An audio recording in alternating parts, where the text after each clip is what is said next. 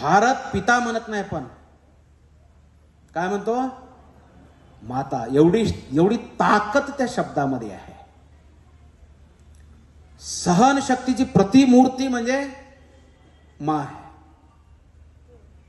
आई म्हणतो ना. म्हणजे आत्मा. ई शब्दस्य अर्थः ईश्वरः इति कथ्यते.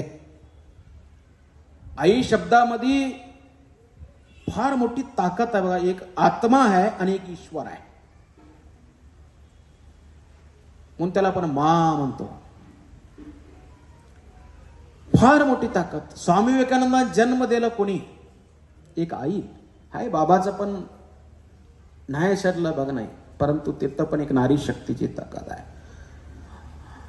आज छत्रपती शिवाजी महाराजांना जग डोक्यावर घेऊन फिरत आहे,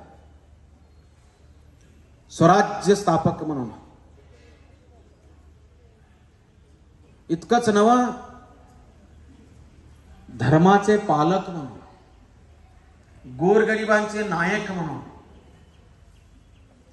आणि ज्या नारी शक्तींना, ज्या मातांना ज्यावेळेस दुःखामध्ये आले त्यांचं मर्यादा किंवा गौरव उरवण्याचं काम पण छत्रपती शिवाजी महाराज केले होते.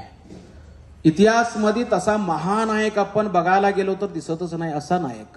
परंतु त्यांना जन्म देणारी, संस्कार देणारी आणि त्यांना असं व्हायला पाहिजे म्हणून संकल्प करणारी कोण होती? आई होती. त्या आईच्या नावावरच हे संघटना आहे, जिजाऊ ब्रिगेड म्हणून. एक 10-12 जण थांबलेले होते इथं. तिघ इकडं आहेत, एकटं इकडं आहेत. हे लोक काय मनात घेतील ते सगळं होऊन जाईल. एवढी ताकद नारीमध्ये आहे,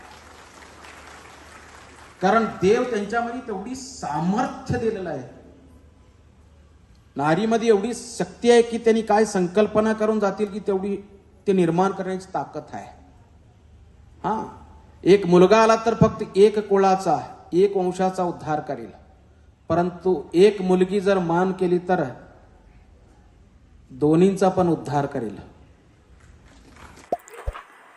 अशाच ताज्या घडामोडींसाठी बेळगाव वार्ता न्यूज चॅनेलला सबस्क्राईब करा आणि बेल आयकॉनवर क्लिक करा.